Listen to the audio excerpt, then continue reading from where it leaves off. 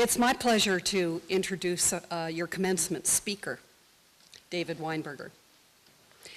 In 2000, David Weinberger caused a stir with the publishing of the bestseller, The Clue Train Manifesto. His new book, Everything is Miscellaneous: The Power of the New Digital Disorder, explores how the new principles of digital organization are transforming business, science, and knowledge itself. He is also the author of Small Pieces Loosely Joined. That's such a great title. And if that weren't enough, he writes a well-known blog, Joho, which I'm sure you'll all now go look up. He is a commentator on National Public Radio and a regular columnist for national and international publications. The Massachusetts Technology Leadership Council named him Mover and Shaker of the Year in 2000. And he is currently a fellow at the Harvard Berkman Center for Internet and Society, and he's taught internet policy and culture at Harvard Law School. David was also, in his career, a marketing vice president and at innovative software companies. And in 2004, he had what he describes as the overstated title of Senior Internet Advisor to the Howard Dean campaign. One of the things that struck me most about David was learning that he has his doctorate in philosophy from the University of Toronto. And he taught philosophy in college, mostly at Stockton State, for 6 years before entering the high-tech world. He lives in Boston with his wife and 2 teenagers. And having spent a little time with David, I found myself wishing that there were more humanistic innovators in this world who combine technology and philosophy. David, we are glad that you are here with a message that only you could deliver. Welcome.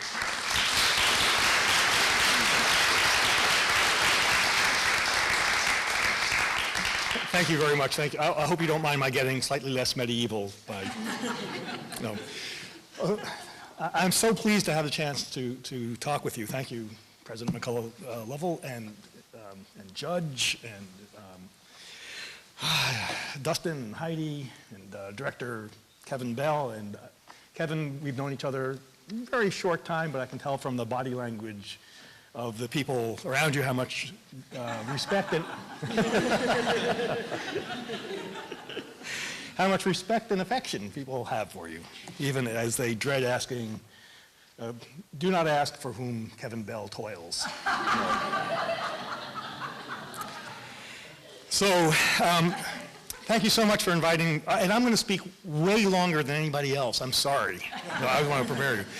Thank you so much for inviting me to talk with you on a day that's celebrating an achievement that's so important to you and to your career and to your colleagues and your friends and your family, and to all of us who benefit from having better educated, wiser professionals walking the earth. You know, Marlborough, both undergrad and grad, is a very, very special place. There is no other place like it, and I've been a fan of it for a very long time, and I feel quite honored to be here with you today.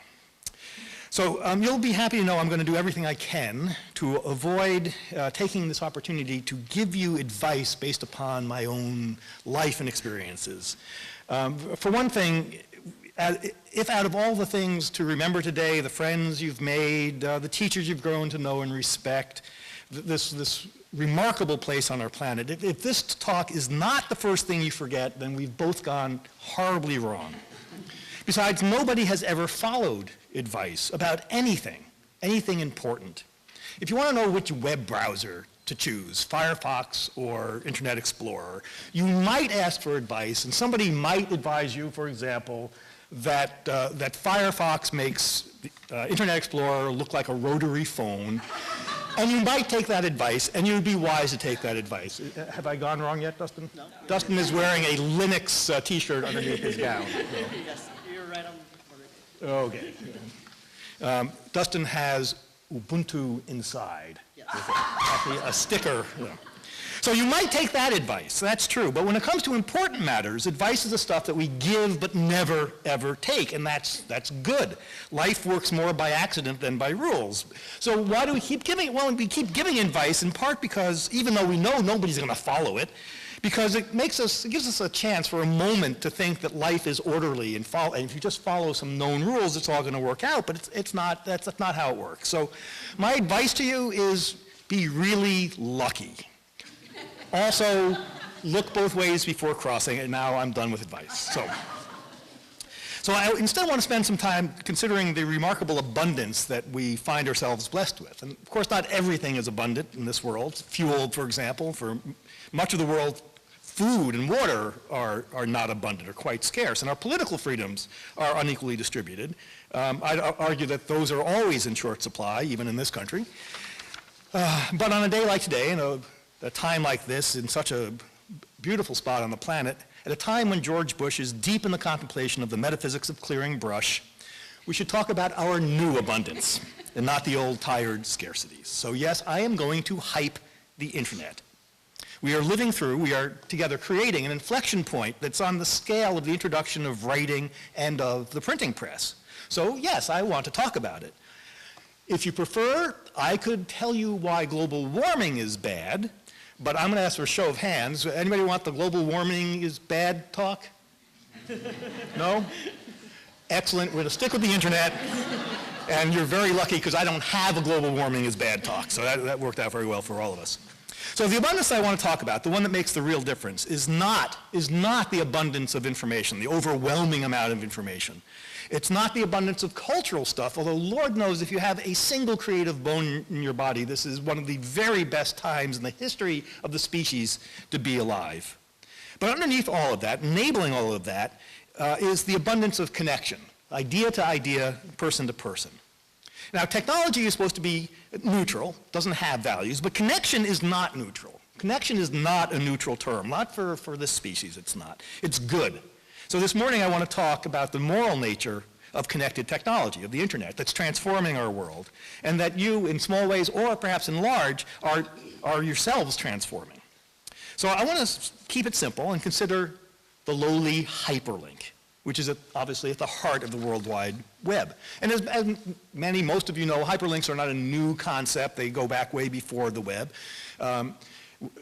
In 1986, when I left academics, I took a job as a marketing guy at a startup called Interleaf that had developed one of the very first commercially viable, enterprise-scale electronic publishing systems that was just rich with hyperlinks. You could publish this stuff on your computer, you could hyperlink all around it. It was fantastic. I still have a little bit of a marketing guy in me, pardon me, but it was a really good system.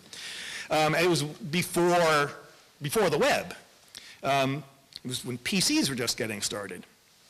It was great software, and we thought that we were all going to be rich until an afternoon, I think in 1993, when one of the engineers pulled me into his office and he said, "You got to see this." And this was Mosaic. It was the first web browser, the first available web browser off of Tim Berners-Lee's desktop.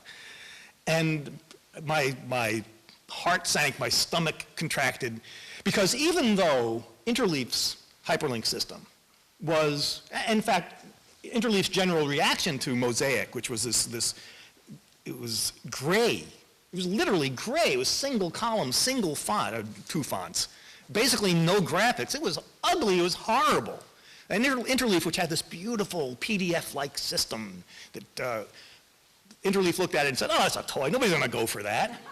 Well, we were really, really wrong. And everybody went for that. That got better. Mosaic got better. The problem with Interleaf's system, for all of its bells and whistles and very well architected, was you had to compile the documents ahead of time. You had to have a central processing office run it through a compiler, and then you'd get your links. It would all work, but the end users couldn't make links. And so ours cost money. So that made a big difference too.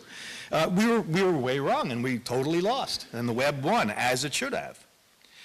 So Tim Berners-Lee came up with this idea, a different idea of hyperlinks. I mean, still click and go somewhere, but a different idea that did work. It worked for a very specific reason. It was really, really stupid.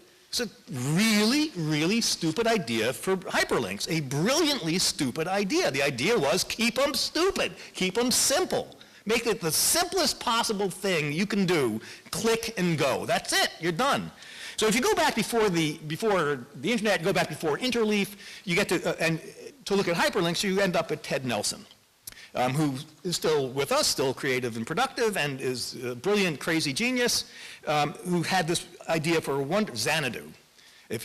Many of you may have heard of it, many of you may have not, because it, like Interleaf, lacked something essential. So Ted Nelson's idea was you'd build this complex system, and you would make sure that you didn't want a broken system, so you'd make sure that the hyperlinks that were in it always pointed to existing documents. Because if you click and there's no document there, well, that's, then the system is broken. So there was a registry at the center of it. And the registry would track all the links, make sure they all work, and would also enable you to enable a billing system and a permission system. So if you want to link to Susie's page, Susie can say, nope, don't want that. Or Susie can say, yes, but it'll cost you a nickel every time somebody clicks on the link, it's going to cost a nickel. There'll be some type of payment system for protected materials. And so all those are nice features, but they require a system. It requires setting up a central registry. It requires asking permission. Well, Tim Berners-Lee said, nope, anybody can link to anything. The links may break. What a disaster. You click, you don't go anywhere. That's an annoyance, but we'll have a system that anybody can link to anything else without asking permission. And as a result, in fewer than 15 years, we've built a web that has hundreds of billions of pages. Literally nobody knows how many pages. And hyperlinks that are probably heading towards the trillion mark. The trillion mark. That's a lot more than Interleaf could ever have compiled. It's a lot more than anybody ever did with Ted Nelson's system. A trillion hyperlinks. If we had tried to do this on purpose, if we had tried to organize ourselves to build the World Wide Web, it would have taken an effort on the scale of 1 or 2 or more world wars. That's the type of mobilization we would have had to have. And instead, we've hyperlinked our world together in our spare time. We've built this thing. Hyperlinks are now so fundamental that pages on the web that have no hyperlinks look like they have a self-esteem problem.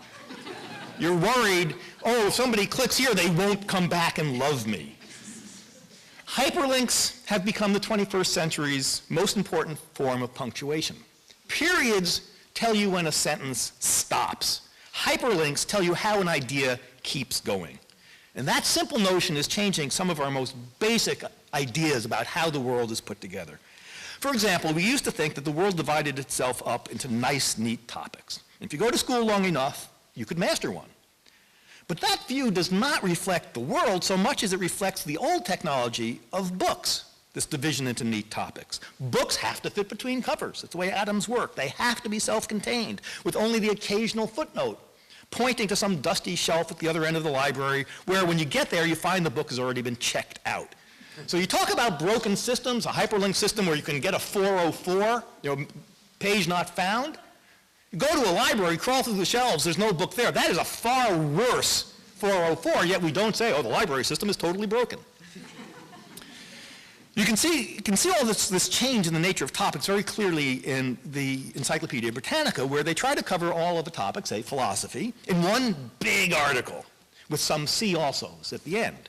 And you compare that to Wikipedia, where the philosophy article is tiny, relatively tiny, but just about every word in it is a hyperlink, taking to articles that are also hyperlinked. Wikipedia very likely has more content on philosophy than Britannica does, but it's distributed, it's dispersed. So you'll never find it all, but that's what it's like to live in a time of abundance of connection.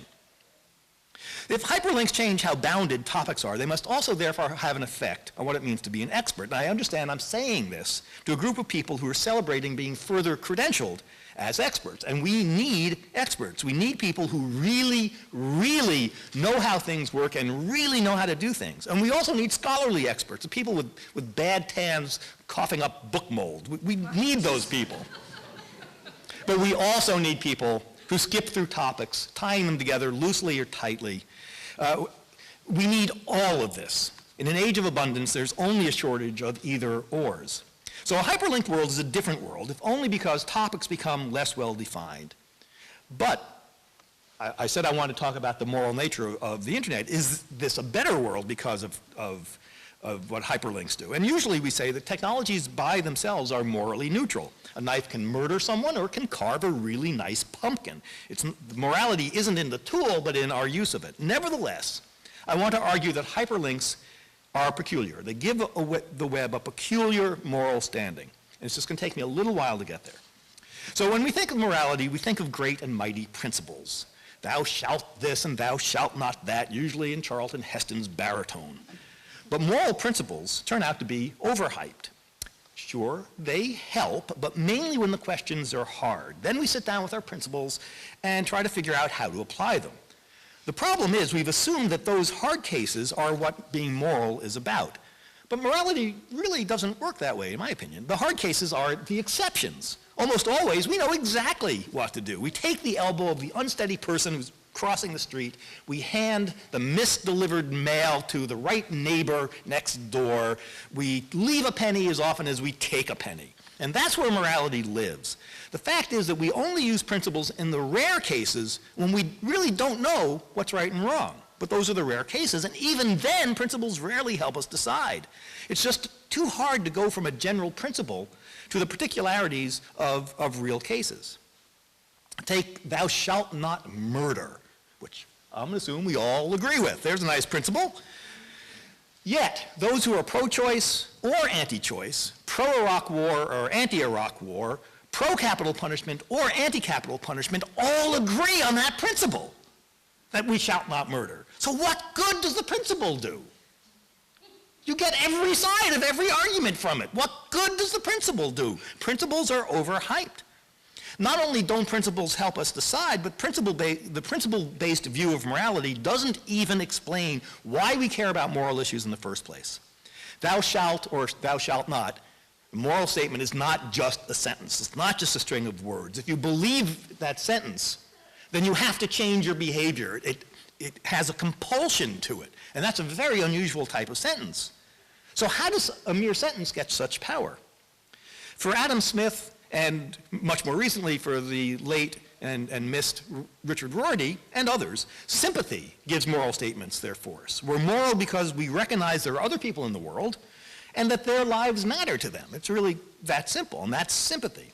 We can feel the force of moral imperatives, that thou shall and thou shalt not because they're written in capitals, not because of Charlton Heston, but because we feel compelled, because we've allowed ourselves to feel the lives our moral actions affect. That's what gives moral statements their power. It's the sympathetic feeling, the understanding that this matters to other people. But the sympathy here isn't mere feeling. It's not mere emotional. That's obviously hugely important. To be moral is to see how the world looks to others and to let that matter to you. That's why Richard Rorty thought that our culture is now working out moral issues not by listening to religious precepts, simple godly statement, not by working it out through philosophers, of which he was one, but rather Rorty thought modern age, we are working, you want to see where we're working out moral principles? It's in novels, it's in fiction, it's in novels.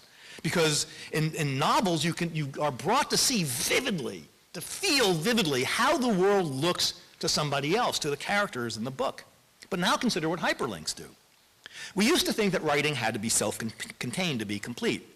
Now writing has to point away from itself to be complete. It has to connect with the rest of what's being written. But pointing away from yourself, using a hyperlink, is a small act of humility, of generosity, of selflessness. It's small, but real. I'm glad you're here. Now go somewhere else. The hyperlink culture we've created for ourselves can certainly be mean and stupid, but at its most basic level, it assumes selflessness. There's more of the world to see. Go away, scoot. That's what a hyperlink says. In this little act of selflessness and sympathy, we point to someone else who is showing us the world from her point of view. And that means the hyperlinked architecture of the web is precisely the architecture of morality itself. So I just want to say that one more time. The hyperlinked architecture of the web is the architecture of morality itself. Now, that does not at all mean that the web is a place of great moral engagement. Idiots turn out to be surprisingly prolific.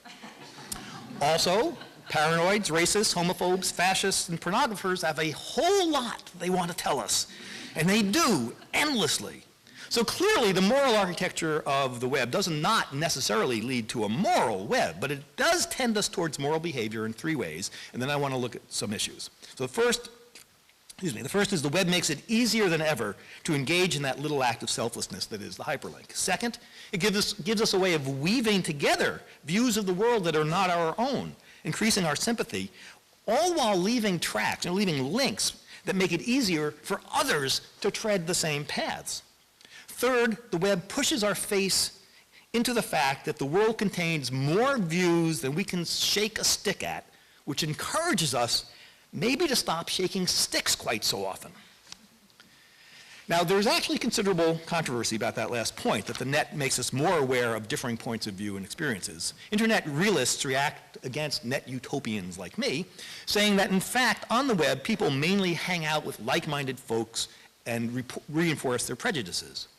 And while there are certainly pernicious echo chambers on the internet, of course there are, it is beyond doubt that overall the internet exposes us to more of the world than the old media, which was based on scarcity, ever could. Unimaginably more. The internet is wildly imperfect, but also wildly better than what it was supplanting. And the internet's moral imperfections, which are legion, are generally reflections not of the technology's imperfections and limitations, but of our own. If we're not listening to one another as much as we should, if our sympathies are constrained and petty, miserable and constipated, it's because we humans are so limited, which is to say, we're so human. But we have our chance now. We can not only hear how the world seems to everyone else, we can engage with everyone else. And this presents us with an enormous challenge, for we're going to fail at the chance we've given ourselves. We are going to remain mired in our own points of view. We are never going to expand our circle of sympathy and of caring enough. We will never have the patience or the understanding or even the will to embrace the world fully, for the world is far too big, too rich, too diverse. And now we know that. It is the unavoidable fact. And thus we're faced with a moral task that's hounded us from the first time we thought an apple was just an apple. The moral task now confronting us with an unprecedented urgency is, how are we going to share a planet with people with whom we disagree fundamentally? Especially now that we know for sure just how fundamentally we disagree with them. Because we can see them all, we can link to them all. The old hope was that we could get everyone to come together around the truth. And when you come down to it, agree with us. Whoever that particular us happens to be. We felt a moral imperative to correct those who are living in states of error, the heathens, if you will. And we felt a metaphysical imperative to come up with the universal truths and principles, moral principles, from which we could proceed as a united species. Well, it's not going to happen. We're not going to agree. And my evidence for this bold, flat claim is all of human history. We've had thousands of years to argue this stuff out and come to agreement, whether it's God or law or how close to stand to one another, and it's not getting any better. We are not going to agree. We should finally get used to it. We are not going to agree. We've avoided this obvious fact in part because the alternatives seem so dreadful. We're obviously right and everyone else is wrong and they're ruining it for us, so we have two choices, kill them or convert them. These are not great moral options. We could use some alternatives. So let me give you an example from a friend of mine, someone I know almost entirely through the web. He blogs, I blog, sometimes we blog back and forth. His name is AKM Adam, but you'll find him at Google as AKMA, A-K-M-A. He's an Episcopalian priest and a theologian. He reads French, German, Latin, Greek, Hebrew, a bunch of others. That's why nobody likes him. No, many people like him and love him, as do I. And I do have to mention that it's totally, I'd written this before I found out, or remembered actually, that AKMA's son, Cy, is an undergraduate here. Huh. So, anyway, a few years ago, AKMA was reading What Scholars Say About the Sermon on the Mount, and he was in particular taken by the interpretations of the late W.D. Davies and Hans-Dieter Betz. And no, I never heard of them either. So. AKMA blogged, and I quote, "Here are two of the most learned men on the planet, authors of lengthy and dense tomes on the sermon, and as far as I know, they exemplify what is best about Christianity," end quote, and yet they disagree. Both can't be right, thinks AKMA. And ACMA felt to the core, the pinch of having to take sides. Davies or Betts. Betts or Davies. They're both remarkable deep thinkers, but you have to choose at most one. You can't have both. And that limitation, ACMA writes, quote, makes it hard to explain interpretive difference without suggesting that one's interlocutors are ignorant, insane, perverse, or beclouded, while one is oneself blessedly innocent of those afflictions. So ACMA suggests that we instead need what he calls differential hermeneutics. Now, hermeneutics is a study of interpretation, and I have to say, much as I like the idea as a marketing guy, I hate the phrase. But, so, differential hermeneutics, which takes as its point of departure the empirical fact of interpretive difference. That is, we're never going to agree. And, says ACMA, much creative good comes out of that disagreement. We ought to, rather than insisting there's one interpretation, we should embrace the fact that there are multiple interpretations and always will be. Now, I should add that for Jews like me, the endless differences among the great rabbis is not a cause of despair. We don't look at our Davies and Betts and think, oh, one of them has to be right, the other wrong. No, for Jews, a good old endless argument over a sacred text is humanity at its best, and it will never end. In part because if it did, if everybody agreed, there'd be nothing left to talk about. You just, go home and that's it. So, accepting the fact of difference and saying, well, much good comes from it, and in fact, the fact that you disagree with me doesn't make you wrong, it makes you interesting, all that's really good and important. But it's easy because it's attitudinal. Change your attitude. That's not that hard. The hard part is living in a world that's under dispute. What do we do about our actual real disagreements? Now, there are universal truths in some important realms. I don't want to throw out all universal truths. 2 plus 2 is pretty much 4. Columbus did discover America in 1492, assuming, of course, a European perspective on the discovery and a Christian perspective on the numbering of years, because for my religion, Columbus discovered America in 4,277. That aside, for most of what we care about, our disagreements aren't that simple and cannot be settled by simple universal facts. In fact, even the notion that there are important truths have to be universal, that notion is itself not universal. So how do we settle these disputes? And the answer is, I'm going to give you, is very, very disappointing. We settle our differences through history, which means generally we don't settle them. We maintain our disagreements. And where we need to decide one way or another because we're in conflict over something scarce, like land or water, we engage in politics. But we can hope increasingly our politics will be guided by the respectful attitude called for by the acceptance of difference. Because hyperlinks make the fact of difference unavoidable, while simultaneously giving us a way to understand differences better, to engage, to see the world in its difference. I know that a respectful attitude towards difference is quite disappointing. You look at the people facing off in this world, and if we are, if I may quote an older Bush, in deep doo-doo. With politics getting more divisive, broadcasters more shrill, populations more terrified, it can be hard to find the strength that sympathy calls for, the strength to understand how the world appears to people who are not like us. Yet the architecture of the web makes it easier now to do so, and that is our hope. I think it's also a vision of a peace that embraces the differences that we now know are inevitable and endless, and even when embraced, full of joy. And within that peace of difference, what is our role as individuals? Well, first, connect. Write, post, link, respond, engage, online and off. Do what you're doing. Do more of what you're doing. Take that hour a week. Make it more than an hour. Do it in your real community, do it in your Second Life community, do it online. That is how we are building our new world together. We're doing it link by link. Connect. And second, be generous. Point away from yourself. Find and recommend others. Explain the differences that might stop others from seeing what you've seen. Ignore what isn't worth mentioning in what you read, and recommend what is worth exploring. Help us delight in what has delighted you about how the world looks to another so different from you. Rejoice with your friends who think like you but love difference. Connect and be generous. And I am sorry to end on what seems like advice. I do not intend it as such. If it is advice, it comes not from my experience. It comes from the architecture of our new world, one that reflects our natures better than the isolation of bricks, mortar, and paper ever could. For our new architecture reflects the fact that the world is big, beautiful, connected, and far more interesting than anyone ever told us.